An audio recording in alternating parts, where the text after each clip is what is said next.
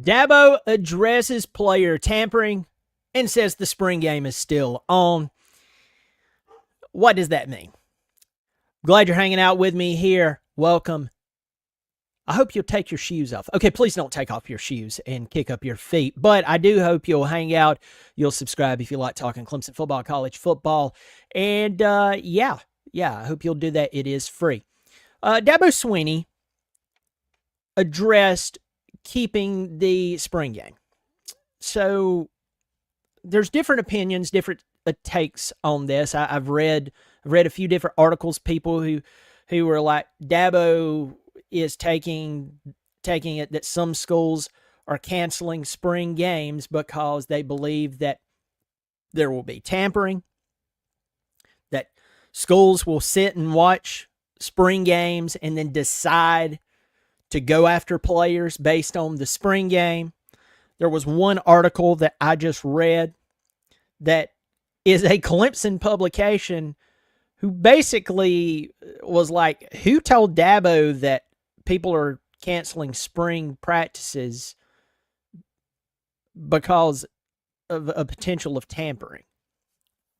So I just want to let y'all know there's different opinions on this. But Dabo had no matter what his position is towards it, rest assured Clemson's having a spring game. Clemson's going to have a spring game while other teams are canceling spring games. What is a spring game? Yes, it is a glorified practice with all the fans there, but it's an exciting time. We've seen spring practices go on for many years. It's become something that a lot of people like to go to. They like to see some of the second and third string guys play as well. They like to see some of the early enrollees come out and play. Now you get to see at Clemson. I know it's shocking. Don't soil your britches. You actually get to see some transfer players like Will Helt play. You're going to see, what is his name? Jeremiah Alexander, the linebacker, just transferred in from Alabama. You're going to see these guys, right? And so it's going to be fun. It's going to be a fun time. But we know that it's a glorified practice.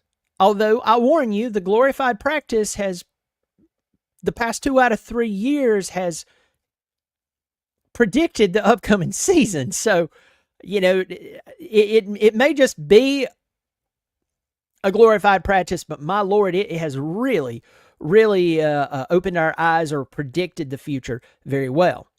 Now let's get to the part of player tampering. Dabo,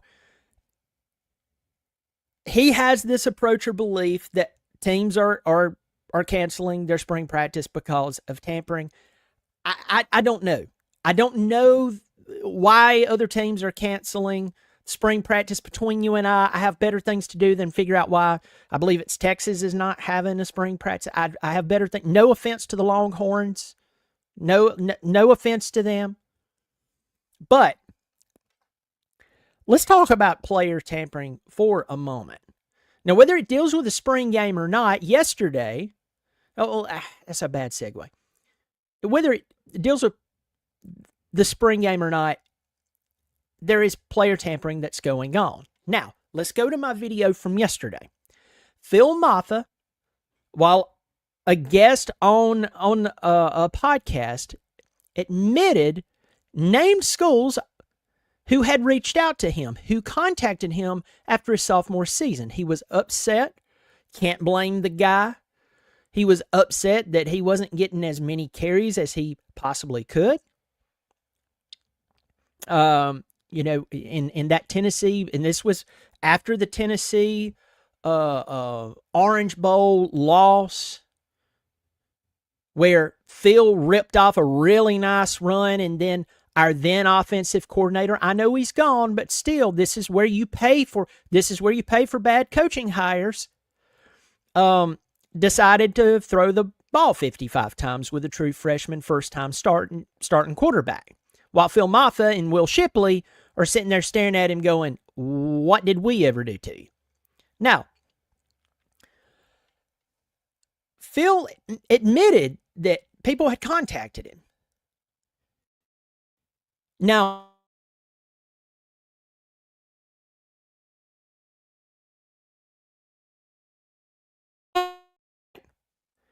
So this has been happening for a very long time. This is nothing new. And now you throw money on the table due to NIL, these collectives, all this good stuff, and it's getting worse. And there's supposedly rules in place. And as I said yesterday, until you start handing out 7-figure fines to these schools, you can fine them $200,000 and it's not going to mean much to them. Fine them $5 million and they'll quit. Fine them $10 million and it's like, wow, that's really aggressive. That's the only way you stop this trash. You start making it hurt, cost someone a lot of money, and you know what? They're going to go, oh, well, everybody, play by the rules. Play by the rules. Or, as I said yesterday, just get rid of the rules. Let's really turn this thing into a circus where the monkeys go wild and now they're crapping in their hand and they're throwing it at the audience. Yeah, let's make it that bad. Let's make it that bad to where it's like, man, it's like organized crime here, but no one's hiding. Yeah, I know. Let's go ahead and make it that bad. I'm that guy. I'm that guy that you either abide by the rules or let's all stop lying to ourselves. Let's stop acting like we're really good, upright, ethical people. Let's just go ahead and turn this thing into a crime show. You know, anyway. Why? Because you're lying to yourself. But Dabo knows it's going on. Dabo's been knowing it's going on even before NIL, but now with NIL, it's getting even worse. Now, remember the guy, what was that school? It was a smaller school up in, I believe, in Michigan. Forgive me if I'm wrong here. But he said, look, Alabama stole our kicker. Stolen. Point blank, went after him, got him, took him. And it's happening. So Dabo is saying, hey, look, we're playing the spring game. And one of the things he said is that he didn't say if, but it's the idea that if teams are canceling the spring game because of tampering or potential of tampering, I agree with what he said, that people aren't going to go to a spring game and go, oh boy, look, there's that guy right there. Didn't know about him. Look, almost everyone worthwhile on Clemson's football team right now, anyone with half a brain knows about them. So it's not like, let's say, Auburn. It's not like Phil Moffitt called them out, but let's just say Auburn. They're sitting at the house and they turn on Clemson spring game. And they find out about these two true freshmen now going into their sophomore season, Bryant Wesco and TJ Moore. Ooh, never heard of them before. Of course they have. Of course they have. Peter Woods, they know who he is. Sammy Brown, of course they know who he is. I could keep going. They know who these players are. Now, the only angle maybe you could play is, let's say there's a player on the team who they're like a second string player, could be vying for first string, and they're not injured. But let's just say for some reason they've fallen down the depth chart a touch, and maybe they're a third stringer now. And you find that out during the spring game, and you're like, hold on, I think I can develop that player. They're really good coming out of high school. They've only been at Clemson like a year or two. And I'm totally making this up. I don't have anyone in mind right now. I'm being honest. But they may go, we need to reach out to him. Why? Well, he's probably unhappy being at third string right now. We feel like we can develop him, and reaching out to him while he's kind of mentally low right now may work in our favor. Now, that could happen. That could happen. So that's one area that I would say there's some nuance with what Coach Swinney said. But overall, I agree with his sentiments. But folks, player tampering has to be dealt with. Look, players are being paid for their name, image, and likeness. Okay, great. Wonderful. Players, if they want to leave, they can now leave basically like a coach leaves. Great, wonderful.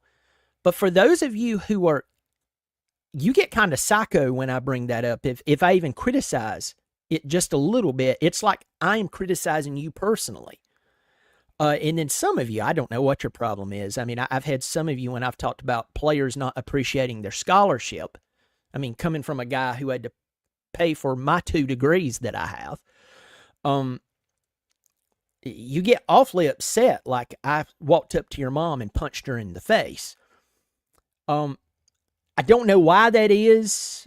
But some of you take it really, really personal, and I don't know what the button is, but yeah, it's weird. But this whole thing of schools reaching out, but not reaching out, but someone else is reaching out, it has to be dealt with. It must be dealt with. And it's ridiculous. So I'm hoping that something will happen, something good will come along and bring some sensible regulation to what's going on. And I'm telling you this, the number one way to deal with schools or anyone who, it's not the school reaching out, but it's a representative, but they're not a representative from the school, but the school ends up benefiting from it. Mental gymnastics, y'all. What needs to happen is that school needs to have a fine of about $5 to $10 million. And there's no way that they get out of it. They get hammered. Don't give them the death penalty. Take all their flipping money. And you'll be shocked how many schools will go, all right, play by the rules, play by the rules, play by the rules, play by the rules, play by the rules. That's the only way you fix things, folks. If you can prove it. Now, of course, we don't want to just go out there, being vigilantes. But if you prove it, smack the hammer down, man. And that's the way you fix this stuff. Get into the comment section. Say hello to a couple of people. Love from Florida from Willman. Willman, good to see you. Good to see you, my man.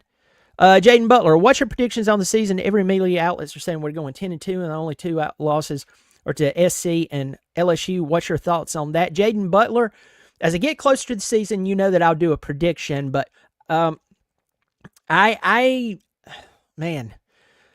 just a quick answer without going into a long answer here. I've read those same publications. LSU has not won a season opener in 5 years. They're coming to Clemson, South Carolina, and Brian Kelly looks miserable. I don't know why Clemson. The only reason I believe everyone's saying that LSU is going to beat Clemson at Clemson is because Clemson has set up a reputation for themselves that they're going to lose this game now. Okay? To a point, I can't blame the outside media for looking at that and saying, hey, we make this assumption that Clemson just can't win the first game of the year if they're playing someone that's okay. At the same time, Clemson has made a lot of changes. We have a lot of talent coming back.